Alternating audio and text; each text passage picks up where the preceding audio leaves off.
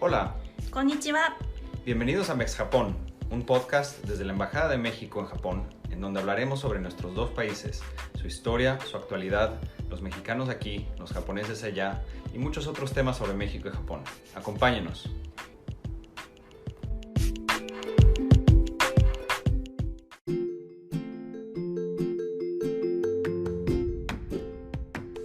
Hola, bienvenidos a otro episodio de Mex Japón, el podcast desde la Embajada de México en Japón. Yo soy Emanuel Trinidad, consejero para cooperación académica, científica y tecnológica, y les doy las gracias por escucharnos. Hoy tenemos como invitada a una mexicana estudiosa y comprometida con el comercio internacional y sus reglas. Ana Solís es actualmente candidata al doctorado en Japón y nos platicará sobre sus investigaciones y las diferentes áreas en que México y Japón pueden cooperar en temas sanitarios y biosanitarios del comercio de productos agrícolas. Pero sobre todo, Ana nos recordará la gran oportunidad que brinda el intercambio académico entre ambos países para fomentar los lazos de amistad y de cooperación.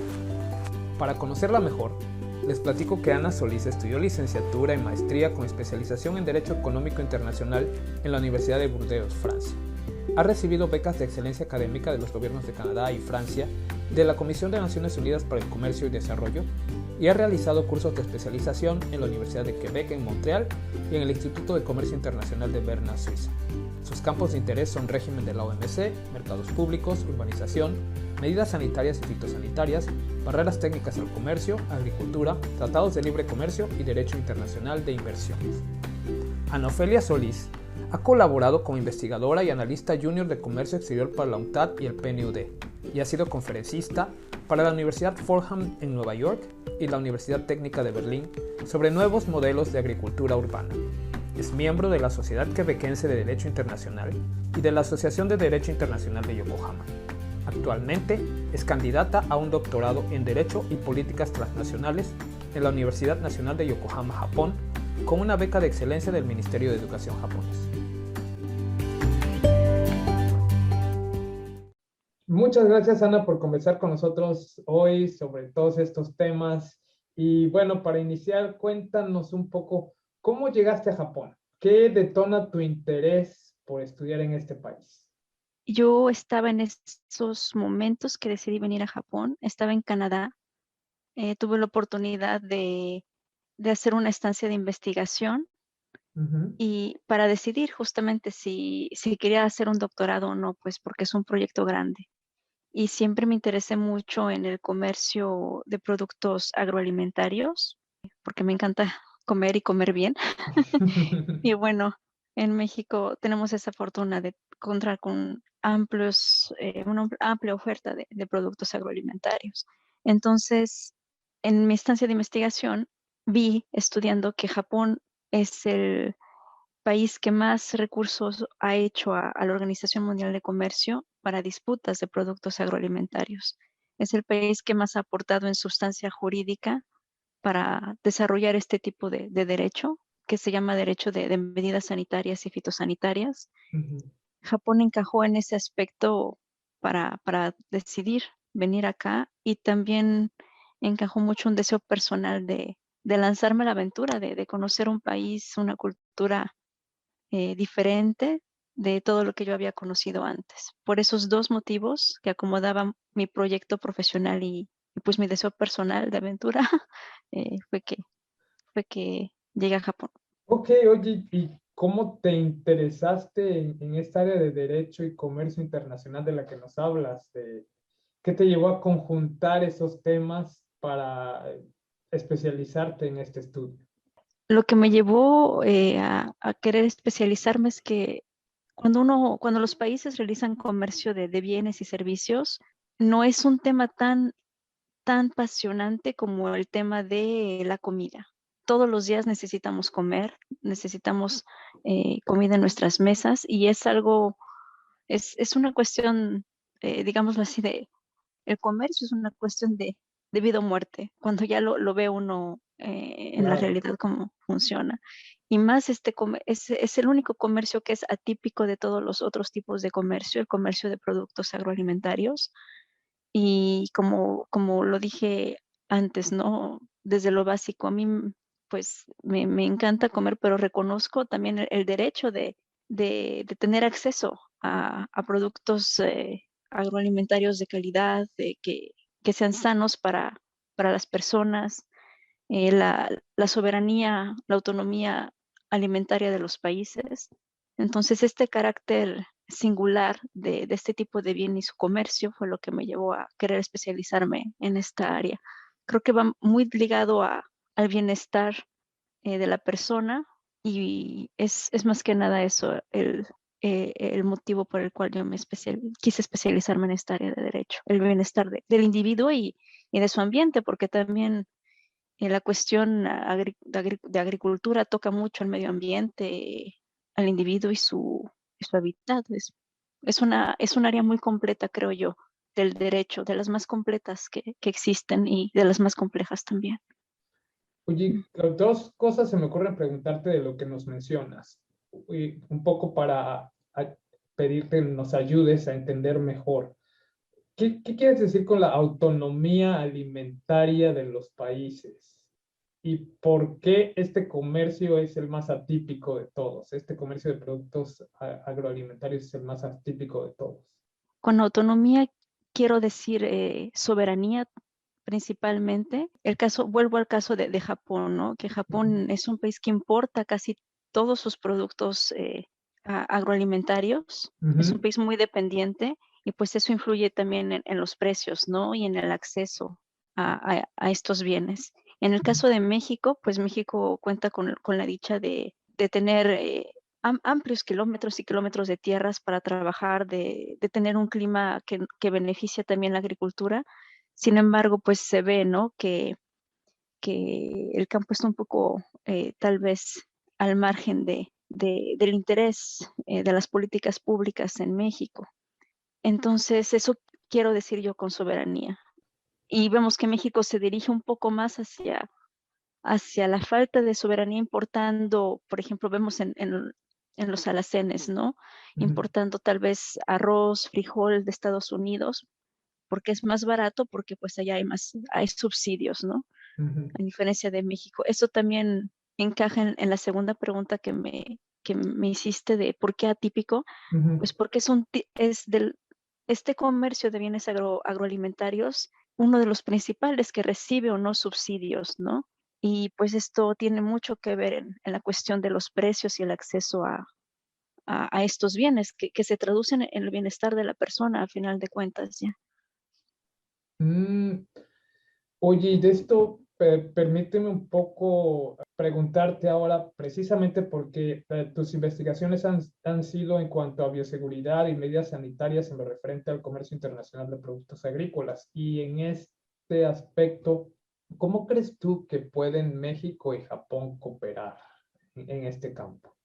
Es una oportunidad de oro la que tiene México de diversificar sus relaciones comerciales, en especial en el caso de Japón, porque pues Japón es el tercer socio comercial de productos agroalimentarios con México después de Estados Unidos y Canadá. Y pues vemos, ¿no? Que México exporta a Japón principalmente carne de cerdo, atún. Es el primer exportador de limones, de calabaza cabocha, en fin. ¿Cómo se puede beneficiar? Bueno, a nivel comercial, con un aumento de relaciones comerciales vienen también un aumento de conflictos, ¿no? Y con Estados Unidos se ha visto que ha tenido muchos conflictos México en cuestión de, por ejemplo, de aguacates, ¿no? Que Estados Unidos dice, bueno, es que el aguacate que exporta a México tiene esta enfermedad, va a enfermar a mi aguacate, pero pues es una medida proteccionista para sacar en avante los aguacates americanos y no aceptar el aguacate mexicano, ¿no?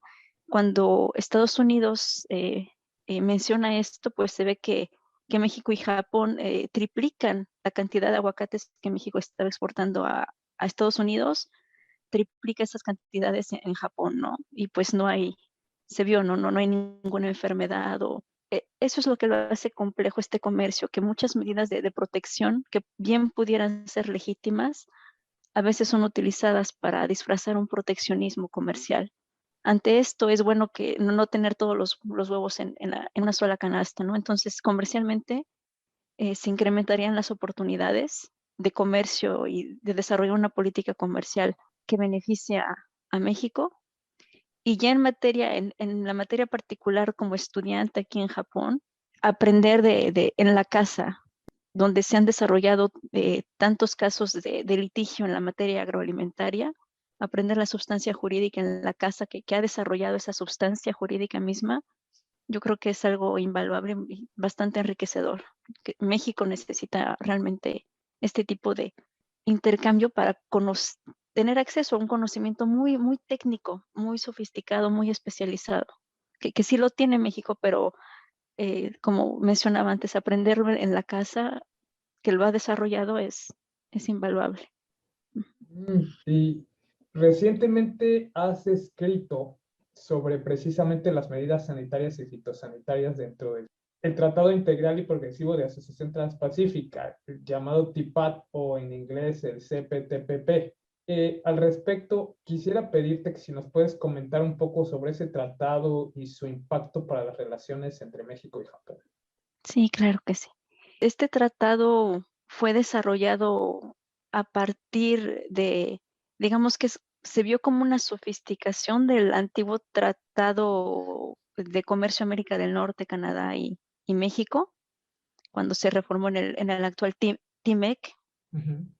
pero fue un tratado que quiso englobar, ¿no? Muy ambicioso, que quiso englobar Estados Unidos principalmente, que ya no es socio ahora, pero al área Asia-Pacífico y México. Entonces, en este tratado, en lo que va a colaborar, digámoslo así, en la relación México y Japón, es hacer más coherente, más a armonizar las reglas de comercio internacional de productos, bueno, de bienes y servicios y más particularmente en el caso de los bienes agroalimentarios.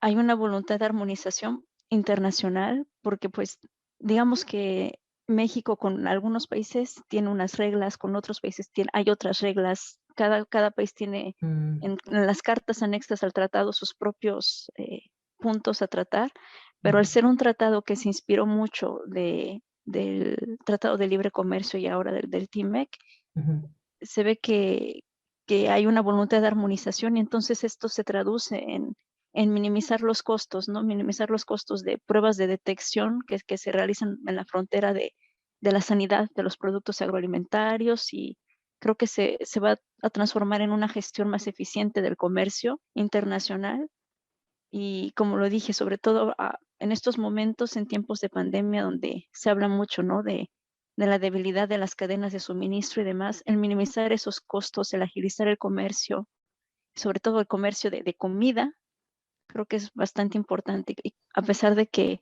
por otra parte, digamos que ha sido criticado, ¿no? También en el sentido de que se deja a un margen el producto de alimentos transgénicos, que creo que es un tema en el que los debates nunca van a terminar, pero en momentos de crisis, agilizar el comercio es muy, muy importante. Ujú. Y también has estado colaborando en una investigación sobre el manejo de residuos orgánicos en Japón. Y esto es pues un gran problema para las ciudades, tanto en Japón como en México, como en casi en todo el mundo. ¿Cómo piensas que sería útil para nuestro país conocer la experiencia japonesa en esta materia?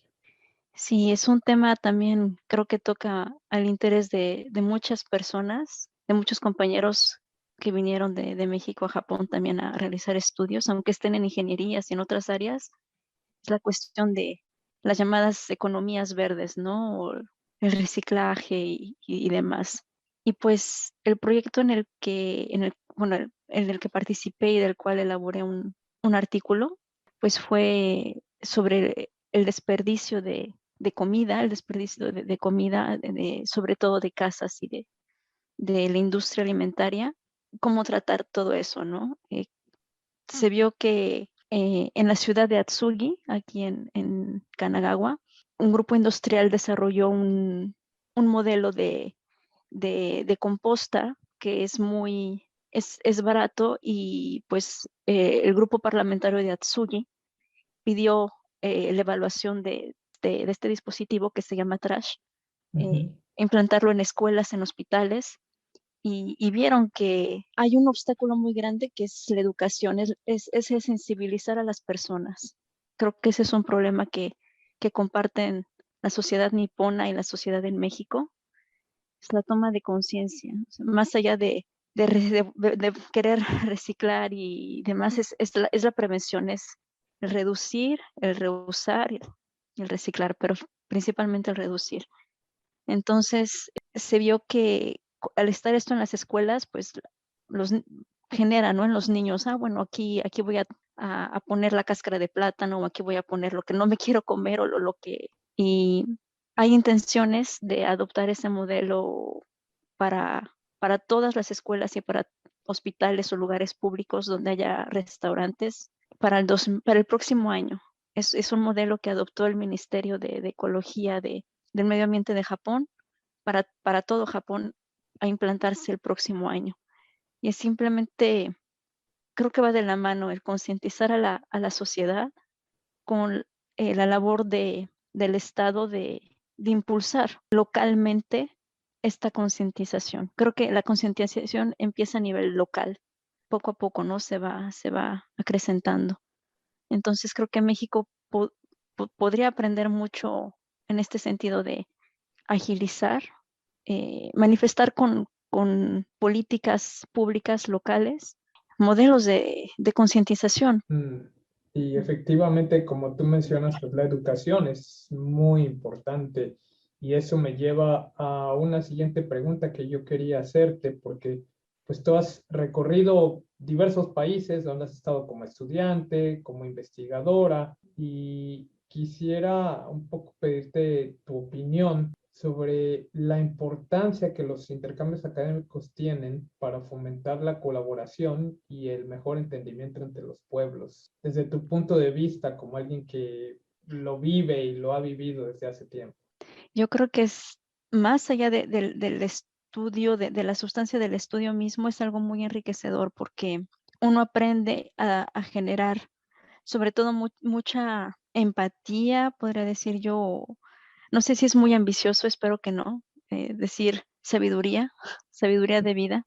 Y en mi caso siempre es con una mira de retribuir. Uno que este intercambio cultural, académico, humano, realmente genera en uno un deseo de retribuir y sobre todo de hacer partícipe de esto, que no se quede en uno de hacer partícipe en esto, en mi caso, pues es a México. Yo tengo esa firme voluntad de hacer partícipe a México, a los mexicanos, a mi pueblo, de todas estas experiencias que uno ha tenido, porque sí uno aprende realmente mucho a generar un carácter, apreciar las cosas simples de la vida, aprendes a abrir más tus ojos, ¿no? Y a decir, bueno, a fijarte horizontes más lejanos que al final del día son muy gratificantes. Y sí, pues hay ese deber natural de hacer partícipe a tu país y a las personas de esa experiencia. Pues, oye, y ahora que lo mencionas todo esto, pues es un poco sobre esto mismo, esta misma línea. ¿Cómo ha sido para ti estudiar el doctorado en Japón? Y cuéntanos algunas experiencias interesantes o impactantes que hayas vivido durante tu tiempo en este país. Ha sido una experiencia bastante enriquecedora, muy bella, inolvidable. No solo porque me ha permitido en mi materia, en mi campo de estudio de especialización, aprender muchísimo. Y pues a nivel personal ha sido un poco difícil, sobre todo porque realmente Japón en algunos casos es una sociedad diametralmente opuesta, ¿no? A México o al occidente. Y pues cuestiones que me han impactado mucho es este sentido de la jerarquía. Habiendo estudiado en otros lugares, pues uno tiene un acercamiento más directo, más franco, más abierto con los profesores. Aquí no es el caso. Uno tiene que aprender mucho. Algo que me sorprende mucho es que uno tiene que, sino desarrollar poderes adivinatorios para saber qué es lo que está pasando, qué es lo que piensa la otra persona, qué es lo que quiso decir, porque pues no hay esa comunicación tan abierta, tan franca, tan directa.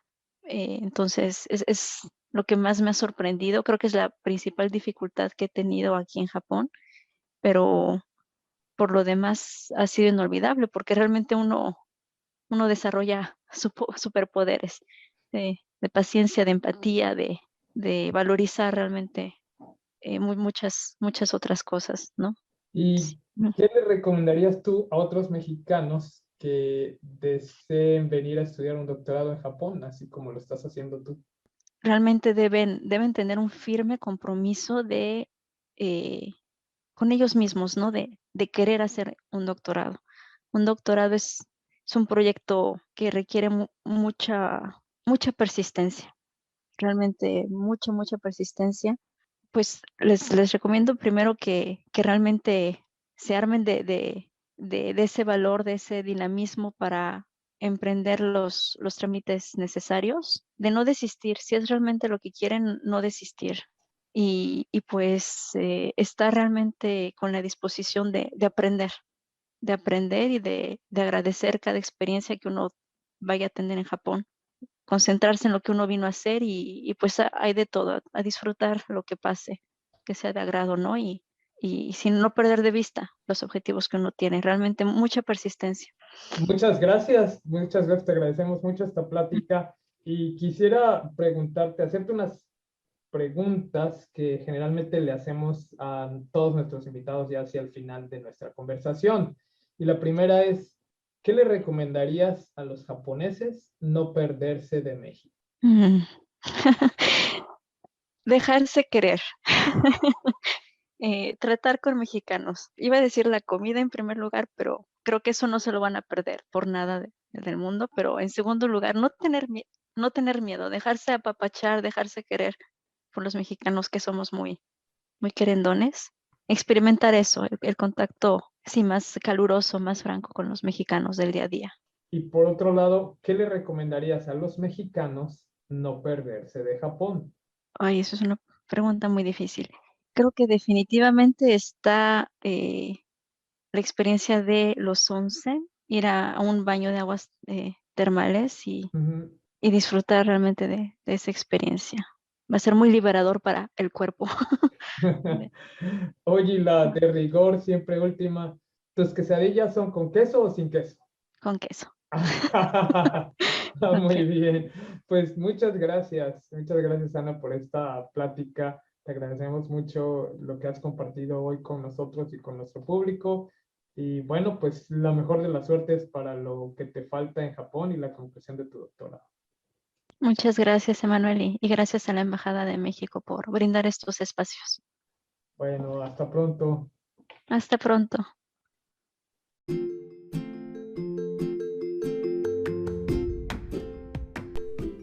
Cerramos con esto nuestro episodio de hoy, dándole las gracias a la candidata doctora Ana Solís por platicar con nosotros y también a todas las personas que nos escuchan y nos siguen por Spotify y YouTube. Por favor, envíenos sus sugerencias sobre a quienes les gustaría escuchar como invitados o cualquier otro comentario a nuestro correo infojpn@sre.gov.mx. Denle like a nuestro podcast en Spotify o en YouTube y compártanlo con todas las personas interesadas en la amistad entre México y Japón. Los esperamos en todos nuestros episodios que producimos de manera alternada en español y en japonés cada semana. No dejen de escucharnos. Sayonara.